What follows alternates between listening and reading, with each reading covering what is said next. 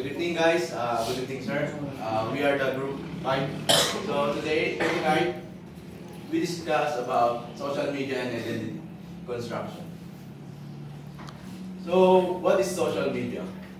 Social media refers to online platforms and applications that allow people to create, share, and exchange information, ideas, pictures, videos, and messages. Social media is a part of daily life. Social media works through a network of connection. For example, a friends, followers, group, where interaction happens in real time. Examples of social media is Facebook, Instagram, TikTok, Twitter, Snapchat, and YouTube.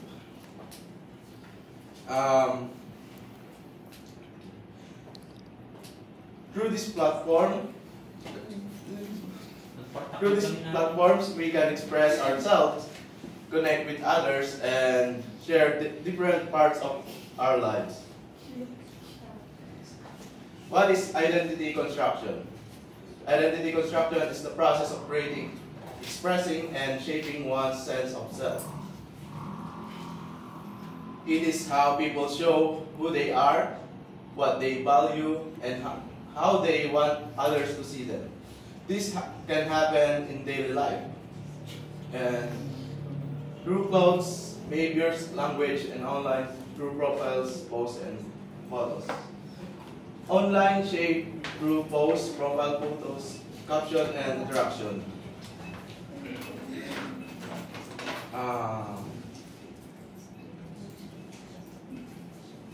People show their identity through how they dress, behave, or talk in real life. Online, we show it through what we post, the photos we upload, our profiles, and even the caption we write. It helps us express our values, personalities, and interests, but it can also influence how we think about ourselves.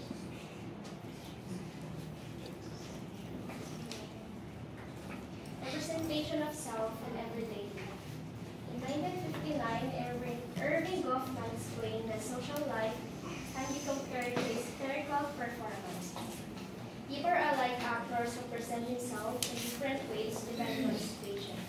While society serves as the stage where this performance takes place, this idea is called representation of self. According to Goffman, individuals carefully manage their behavior, appearance, and words to create a desired impressions on others. These performances are shaped by the norms and values of society, much like actors following a script. In 1959, Irving Goffman said that social life is like a theater performance. People act in different ways depending on the situations. Ibig sabihin na sa bawat sitwasyon, iba-iba yung role or magpapakilala ng sarili natin depende sa situation. We perform different roles depending on who we are with and where we are. We control our actions, looks, and words to make a good impressions. People may hide flaws and show only the best part of themselves. People show themselves to others in different ways every day. Sabi ni Irving Goffman, parang ang buhay daw is parang entablado. At tayong lahat ay parang mga actors sa mga roles.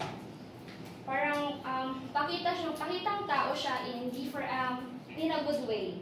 Hindi para magpanggap, kundi para ipakita yung best version ng sarili natin.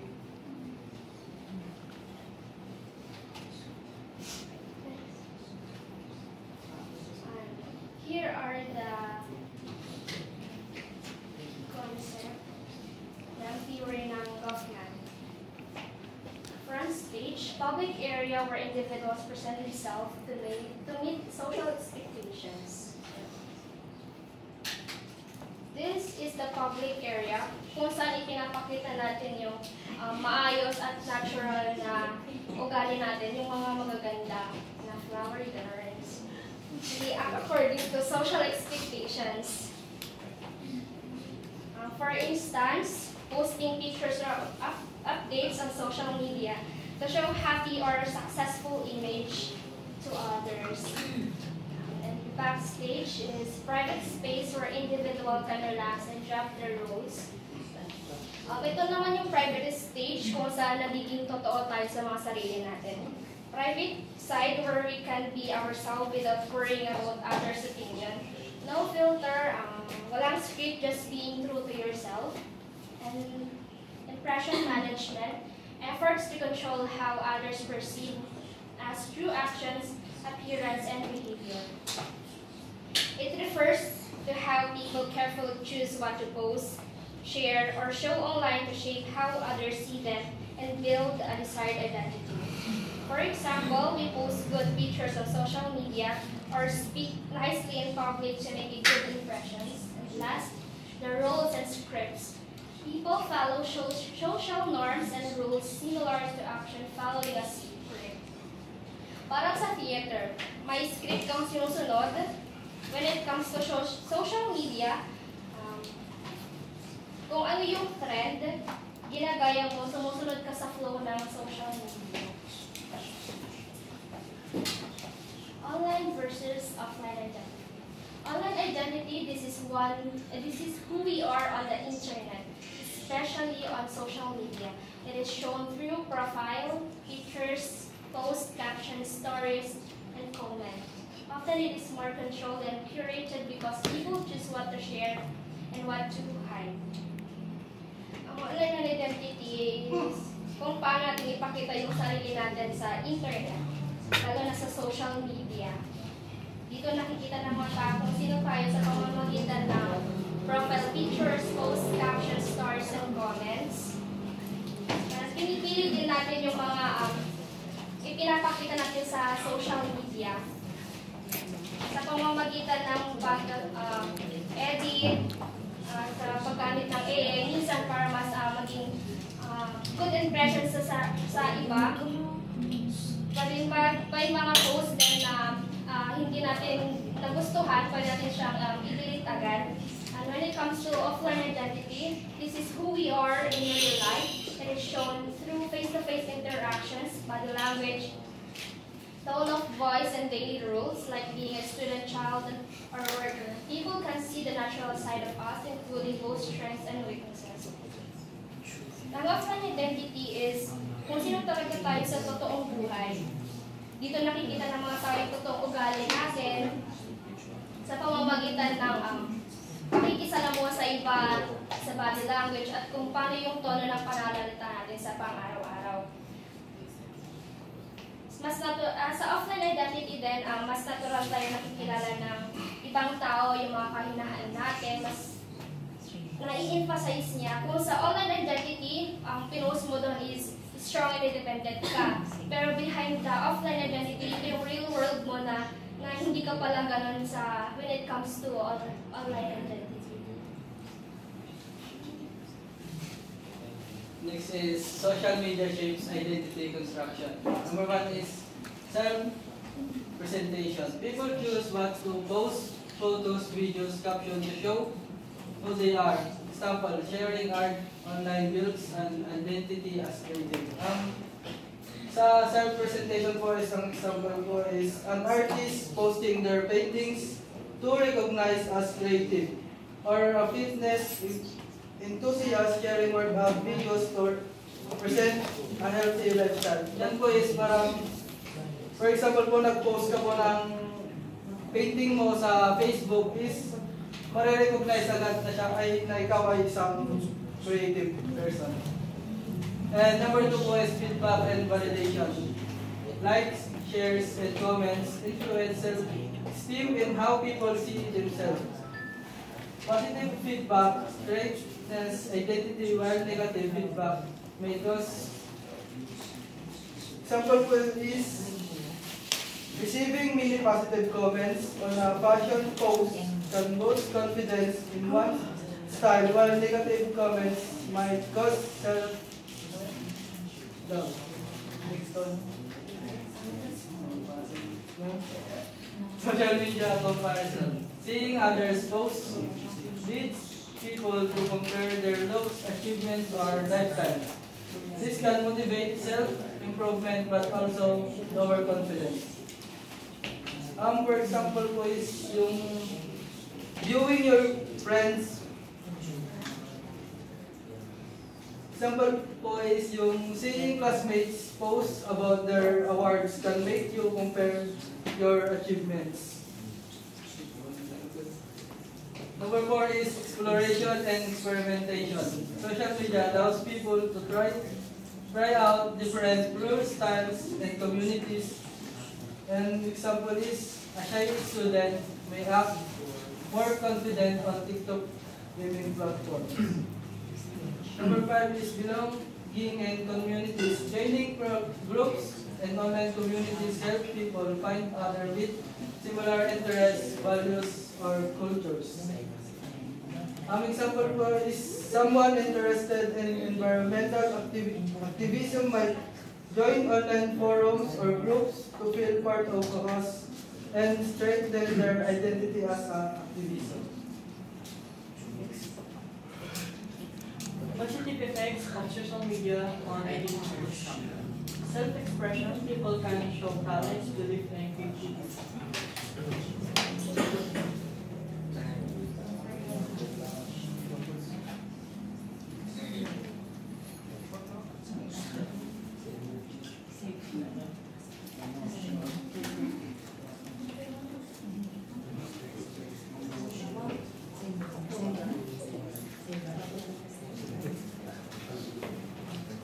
Increase self-esteem of confidence by allowing to receive validation connect with like-minded communities and again self-awareness reflecting on your own content and interaction. Confidence building, positive feedback, likes, comments, and goals, self-esteem. Uy, dito kayo tingin na nagre-report kayo. Connection and belonging fields, friendship and communities with shared values or interests. Exploration and growth lets people try new roles, hobbies, or identities. And cultural awareness exposes people to different perspectives and global ideas. And opportunities abilities shown online can lead to jobs, collaboration, or recognition. And voice and advocacy people can raise awareness about issues and issues they are for care about. Ilang part? I-memorize niyo kailangan nyo. Ganun.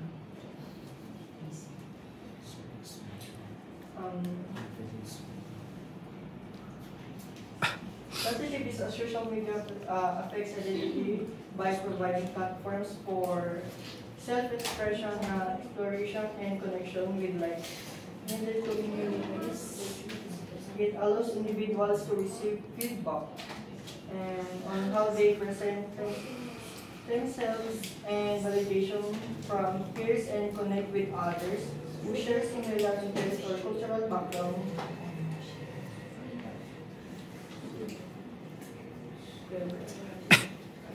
Negative. Impacts of social media on identity. Social comparison. Alam mo, lumulog yung utak ko. Comparing with others can cause insecurity or jealousy. Pressure to be perfect. Users may feel forced to present only the best version of themselves.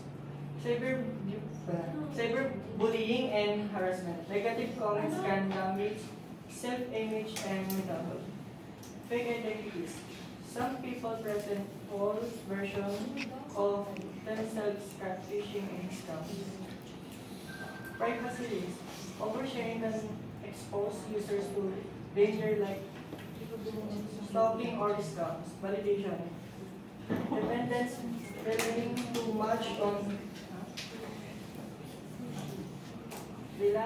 much on likes and shares for self-worth.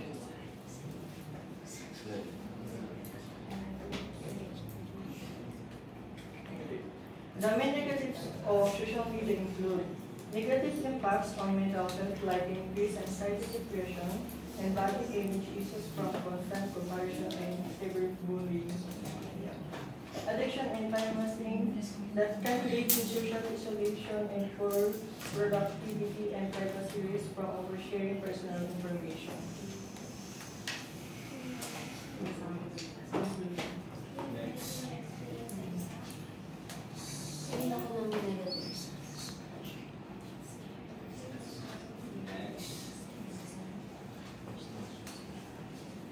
Conclusion.